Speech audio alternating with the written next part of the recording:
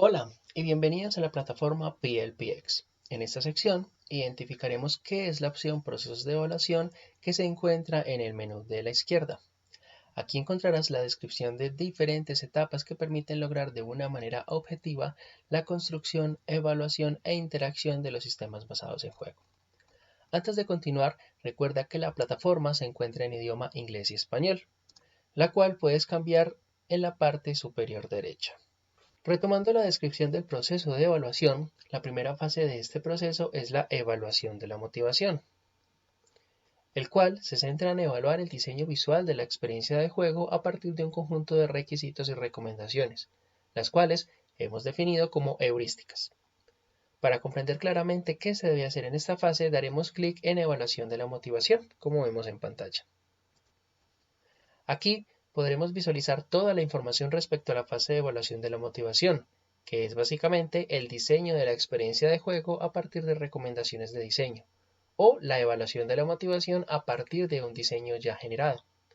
En la parte superior encontraremos dos pestañas, una llamada Información de la etapa y la otra llamada Herramientas de la etapa.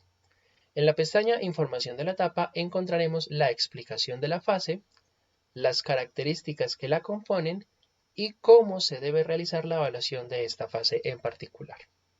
En la pestaña Herramientas de la etapa encontraremos diferentes elementos que nos ayudarán en la ejecución de esta fase. Como indiqué anteriormente, se tienen definidas una serie de heurísticas para direccionar el proceso. Estas se encuentran orientadas en aspectos motivantes o en elementos de juego. Para cada una de estas hemos definido un conjunto de formatos que te ayudarán en la documentación de los potenciales problemas que identifiques a través de las heurísticas, su valoración de severidad y frecuencia, y finalmente un formato de consolidación de resultados. En cada uno de estos archivos se encuentra una descripción de cómo deben ser utilizadas. Para descargarlos, simplemente debes dar clic en cada uno de ellos y se descargarán automáticamente.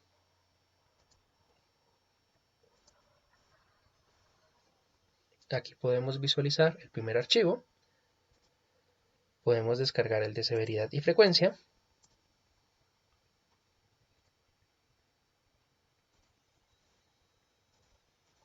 Y finalmente podríamos descargar el de formato de consolidación de resultados.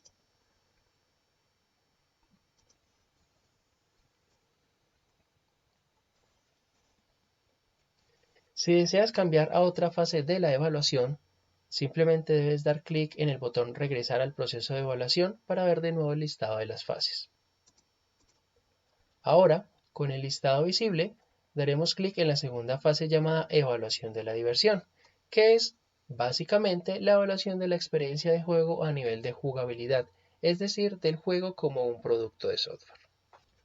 Al igual que la fase anterior, se encontrará la información detallada de esta fase, encontrando la explicación detallada de esta, sus características y su proceso de evaluación. También como en las demás fases encontraremos la pestaña Herramientas de la etapa, pero esta cambia respecto a la fase anterior.